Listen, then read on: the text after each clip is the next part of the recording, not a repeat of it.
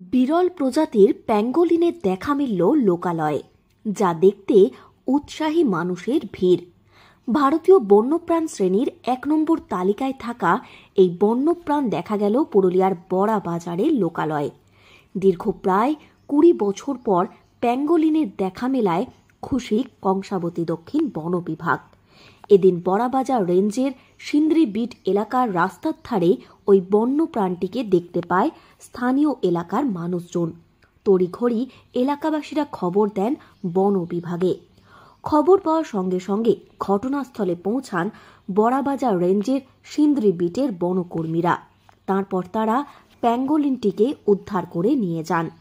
আপাতত প্যাঙ্গোলিনটিকে বন দফতরের নজরদারিতে রাখা হয়েছে বলে সূত্র মারফত জানা গিয়েছে। তার শারীরিক অবস্থার বিষয়ে নজরদারি রয়েছে বন বিভাগের। এ বিষয়ে এলাকার এক বাসিন্দা বিশ্বনাথ গড়াই বলেন, তিনি এর আগে এই প্রাণীটিকে কখনোই দেখেননি। এই প্রথমবার তিনি প্যাঙ্গোলিন দেখলেন। পুলিশ ও বন বিভাগ এসে প্রাণীটিকে উদ্ধার করে নিয়ে গিয়েছে।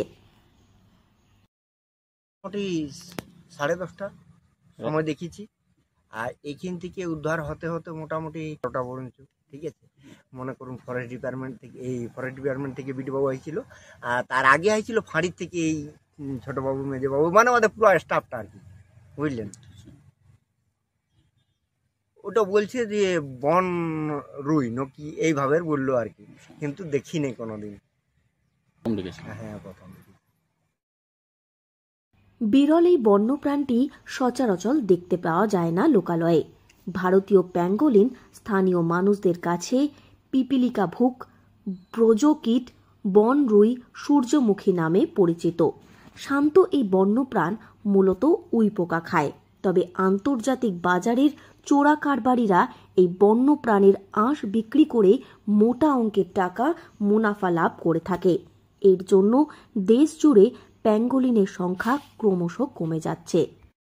ফলে IUCN এটিকে বিপন্ন শ্রেণীতে রেখেছে।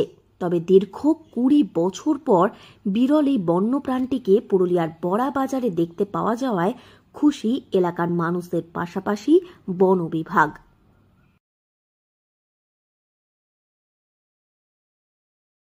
পুরুলিয়া থেকে শর্মিষ্ঠা ব্যানার্জির রিপোর্ট, লোকাল 18 বাংলা।